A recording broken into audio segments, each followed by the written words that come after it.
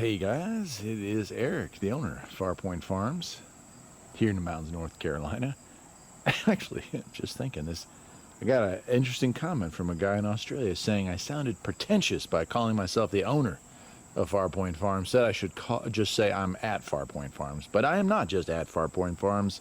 I own it, so I am the owner of Farpoint Farms. Anyway, it is like week, I think 11. I haven't made some updates. Maybe it's week 10. I can't remember. Anyway, it is full swing.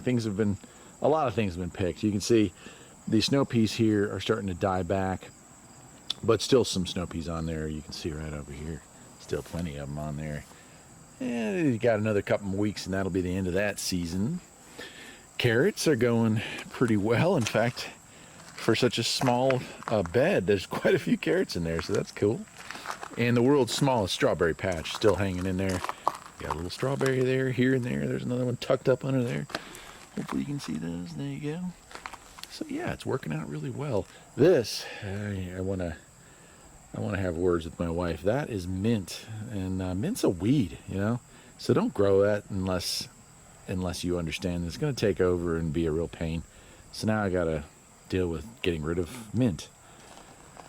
I don't remember. I'll leave it at that. Got some corn growing here. Can't believe it, but it looks like our little box of corn here is going to work. Might be the only place on the property where you can grow corn and not have the critters get to it. And of course, over here is where it just really gets cool. These little Tabasco peppers here. Oh yeah, those are good. Those are spicy though. And then lots of tomatoes. Holy tomatoes. Holy Toledo. It's tomatoes everywhere. And of course, we've been picking a bunch of these already, so it's not like this is just the first batch, but you can see cherry tomatoes. Tons and tons of cherry tomatoes. Regular tomatoes. That one's on the end there. It's not doing as well. Lots of tomatoes. Green peppers. Yeah, we got those too. See, those are starting to really come in here. And Roma tomatoes, lots of those. We've already picked a ton of those. In fact, a lot of it's already starting to die back a little bit, but we'll probably get a second batch. Uh-oh. Uh-oh, we had a little bit of a problem here overnight. That one's kind of falling down, so I'll probably have to fix that up, but just look here. Just look at this. That's a lot of tomatoes for a small plant, right? Now let's walk around the side. Here we are.